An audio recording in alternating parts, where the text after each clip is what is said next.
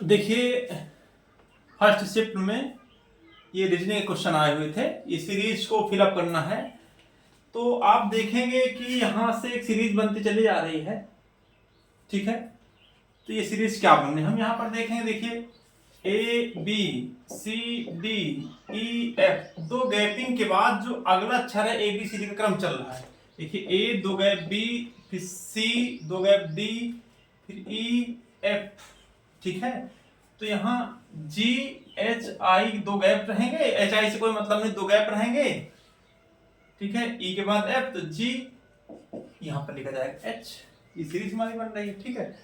फिर इसके बाद जेड, जेड से कम Y, Y Z 26, Y 25, X 24, और यहां पर लिखा जाएगा डब्लू 23। इसके बाद तीन दूनी 6, तीन त्रो को 9, तीन चौको 12। आपका आंसर आएगा जी डब्लू 12H। इसको मैच करा लीजिए, ठीक है। ये इसका राइट आंसर, इसमें कोई डाउट नहीं है। अब अगला क्वेश्चन आता है, 1 1 9 सीरीज बनी हुई है, इसको फिलअप करना है हमको। तो यहाँ इसको फिलअप करने के लिए हमें देखना पड़ेगा ये संख्या क्या है। देखिए, 1 1 1 ऐसा कुछ संख्या है। तो 1 का वर्ग 1 का घन, ठीक है। 1 का वर्ग और 1 का ये घन बनता है, लेकिन 1 का वर्ग घन दोनों एक होता है। फिर 3 का वर्ग 3 त्रिको 9, और 3 का घन होता है 27। देखिए, विषम संख्या चल रही है यहाँ पर सीरीज, और वर्ग और घन लेके चल रहा है, ठीक है।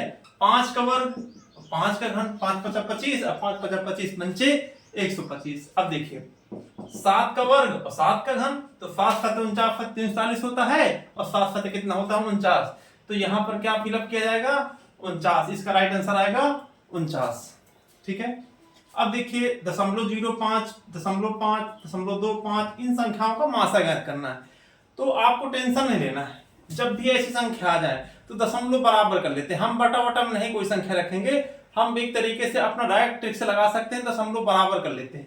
यहाँ 2 अंक में, यहाँ 2 अंक में, यहाँ 2 अंक में, यहाँ 2 अंक में नहीं तो यहाँ पर 0 बढ़ा लो। अब इन संख्याओं का मासा निकालो। जब इन संख्याओं का मासा निकालेंगे तो 5, जब दशमलव बराबर कर लिया तो आपने माना 2 अंक दशमलव बराबर। अब इन दशमलव से कोई मतलब, अब संख्या सब एक हो गई। 5 50 25 125, ये संख्याएं अलग अलग हो गई। इनका मासा क्या आएगा? मासा बड़ी से बड़ी संख्या के लिए तो मासा जरूर निकालते हैं, लेकिन मासा छोटी संख्या होती है। जो इनमें छोटी संख्या अगर सबको काट दे तो संख्या का मासा हो जाती है। तो ये 5 है, सबको काट सकती है, इसलिए संख्या का मासा 5 आएगा। लेकिन आपने कितने अंक में दशमलव बराबर किया था? 2। तो 2 अंक बराबर करने के लिए इसका आंसर आएगा 0.05। आंसर ये सही होगा, ठीक है। 0.05 आपका राइट आंसर होगा। फिर अगला क्वेश्चन कह रहा था, किसी छात्र को पास होने के लिए न्यूनतम अंकों का 20% अंक प्राप्त करता है और 5 अंकों से फेल हो जाता है, या 5 अंक कम प्राप्त करता है। ठीक है, इसको थोड़ा सावधानी से पढ़िए, क्योंकि इस टाइप के सवाल आना ही आना है। और दूसरा लड़का आता है, मिनिमम अंकों से न्यूनतम अंकों का 30%, मतलब उसका पूर्णांक का 30% पाता है, और जो पास होने से 20 अंक अधिक प्राप्त करता है। अगर 20 अंक कम भी आते तब भी पास हो गया होता। तो बताइए, न्यूनतम प्राप्तांक का प्रतिशत ज्ञात करना है हमको, ठीक है। तो हम देखेंगे, एक कम और ज्यादा, एक कम पाई ज्यादा, कम और ज्यादा जुड़ते हैं, कम कम घटते हैं, ज्यादा ज्यादा घटते हैं, कम और ज्यादा जोड़ देते हैं, ठीक है। तो यहां पर माइनस, देखिए 5 कम है 20 ज्यादा है, तो ये अंतर कितने का? 10% बराबर 25 अंक के हो जाएगा। 10% बराबर 25 अंक के यहां पर निकाल लेंगे मान। अब अगला क्वेश्चन आता है, हमको या तो 5 अंक पता चल जाए कितने परसेंट के हैं, या 20 अंक। अगर 20 अंक जितने परसेंट को इसमें घटा देंगे तो भी न्यूनतम प्राप्तांक आ जाएगा, और इसमें 5 जोड़ देंगे तो भी आ जाएगा। तो हम क्यों ना 5 अंक बराबर कितने परसेंट के हैं इसको निकाल लेंगे, ठीक है। तिर्य गुणा करके आराम से निकाल लेंगे। 10 गुणे 5 बटे 25, 5 5 25, 5 दूनी 10, 2%। अगर 2% अंक आ गए होते तो पास हो गया होता, अर्थात पास होने के लिए हमें 22% अंक अनिवार्य थे। अब देखिए, बहुत बेहतरीन सवाल है। 1600 रुपए का 2 वर्ष का एसआई, मतलब साधारण ब्याज 1600 रुपए 2 वर्ष का 5% दर से है। तो हमको ज्ञात करना है, इसका ज्ञात करना है हमको 3 वर्ष का चक्रवृद्धि ब्याज ज्ञात करना है, ठीक है। 3 वर्ष का चक्रवृद्धि ब्याज ज्ञात करना है, सवाल ने कहा है। तो साधारण वर्ष, प्रत्येक वर्ष साधारण वर्ष की ब्याज बराबर होती है। तो 2 वर्ष की 1600 है, तो एक वर्ष की 800, अगले वर्ष की 800।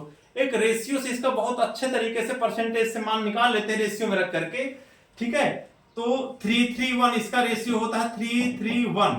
तो हमने क्या किया, 800 जो संख्या का मूलधन रहा होगा उसका एक बार परसेंट निकाला 5%, तो 800 आया, तो उसको 3 बार रखेंगे।